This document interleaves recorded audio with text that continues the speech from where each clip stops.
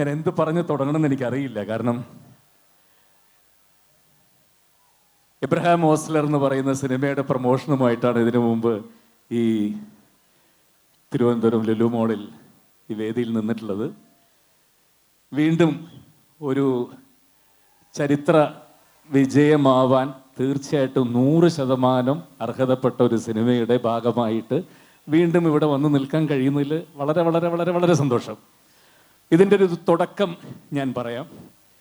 കാർത്തിക് സുബ്രാജ് എന്ന് പറയുന്ന സംവിധായകൻ്റെ കൂടെ വർക്ക് ചെയ്യണമെന്ന് ആഗ്രഹിക്കാത്ത ഒരു നടൻ പോലും ഉണ്ടാവില്ല.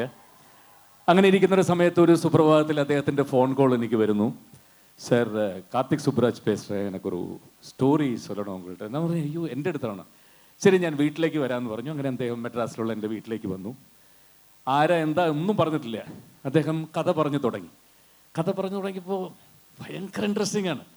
അപ്പം ഇങ്ങനെ ഓരോ കഥ മുഴുവൻ ഞാൻ പകുതി കഴിഞ്ഞ് വെച്ചു, ഇനി എനിക്ക് സസ്പെൻസ് വെക്കാൻ പറ്റില്ല, ആരാണ് ഇതിലെ പ്രധാന നായകൻ, ഈ കഥാപാത്രം. പുള്ളി പറഞ്ഞു, ഒന്ന് ഊഹിച്ച് പറയാൻ പറഞ്ഞു. ഞാൻ അപ്പം പറഞ്ഞു, സൂര്യയല്ലേ ഇത് ചെയ്യുന്നതെന്ന് ഞാൻ ചോദിച്ചാണ്. എനിക്കറിയ പോലും ഇല്ല അത് ആരാ ചെയ്യുന്നതെന്നും അറിയില്ല. ഞാൻ പറഞ്ഞു, ഈ ക്യാരക്ടർ ആപ്റ്റ് സൂര്യയാണ് അല്ലേ ചോദിച്ചു. പുള്ളി എനിക്ക് കൈ തന്നു, സൂര്യയാണ് ചെയ്യാൻ പോകുന്നത്. ഞാൻ ചോദിച്ചു, തൊട്ടടുത്ത് ചാപ്ലിൻ പാരിവേൽ എന്ന് പറയുന്ന ഡോക്ടർ അത് ആരാണ് ചെയ്യുന്നത് ചോദിച്ചു. അതിന് വേണ്ടിയിട്ടാണ് എൻ്റെ അടുത്ത് വന്നതെന്ന് പറഞ്ഞു, ചാപ്ലിൻ പാരിവേൽ.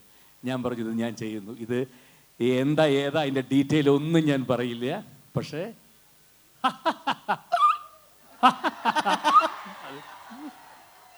ഓക്കെ. ആൻഡ് രണ്ടാമത്തൊരു കാര്യം, ശരിക്കും പറഞ്ഞാൽ ഇത്രയും എൻജോയ് ചെയ്തൊരു ഷൂട്ടിങ് ഏകദേശം ഒരു 10-40 ദിവസത്തോളം ആൻഡമാൻ നിക്കോബാർ ഐലൻഡ്സിൽ ഒരു ഐലൻഡ് ഫുള്ളായിട്ട് എടുത്ത് ചുറ്റും വെള്ളത്താൽ ചുറ്റപ്പെട്ട് കിടക്കുന്ന അവിടെ എത്രയോ ആയിരക്കണക്കിന് 10,000-കണക്കിന് ആളുകളും അതിൻ്റെ ഷൂട്ടിങ് എൻ്റെ സീനസൊക്കെ കഴിഞ്ഞാലും ഞാൻ പോവില്ലായിരുന്നു, ഞാൻ ഫുള്ളായിട്ട് നോക്കിയിരിക്കും.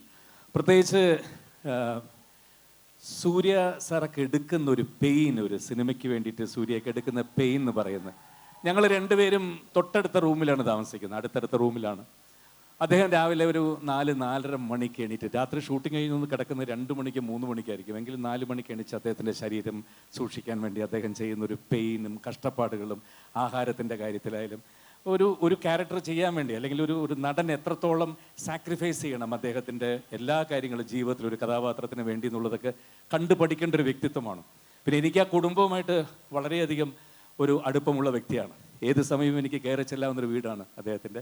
എനിക്ക് തോന്നുന്നു അദ്ദേഹത്തെ സൂര്യയും കാർത്തികിനേക്കാൾ കൂടുതൽ എനിക്ക് അടുപ്പം അച്ഛനുമായിട്ടാണ്, ശിവകുമാർ സാറുമായിട്ടാണ് എനിക്ക് കൂടുതൽ അടുപ്പം. കാരണം അദ്ദേഹം ഇപ്പോഴും അദ്ദേഹത്തിൻ്റെ മനസ്സൊരു 20-25 വയസ്സായ പയ്യനാണ്. ചെറിയ ഷോർട്സൊക്കെ ഇട്ടുകൊണ്ട് വീട്ടിൽ അദ്ദേഹം ഹായ് വെൽക്കം ജയറാം എന്ന് പറഞ്ഞ് എന്നെ വിളിക്കും. കാരണം അദ്ദേഹം ഇവരെക്കാൾ ചെറുപ്പമാണ് മനസ്സുകൊണ്ടും എല്ലാം.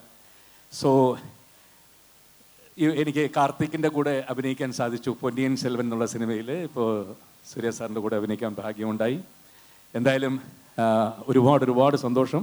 അദ്ദേഹത്തെക്കുറിച്ച് ഒരുപാട് കാര്യങ്ങൾ പലരും പറഞ്ഞിട്ടുള്ളതാണ്, നിങ്ങൾക്കറിയാവുന്ന കാര്യങ്ങളുമാണ്.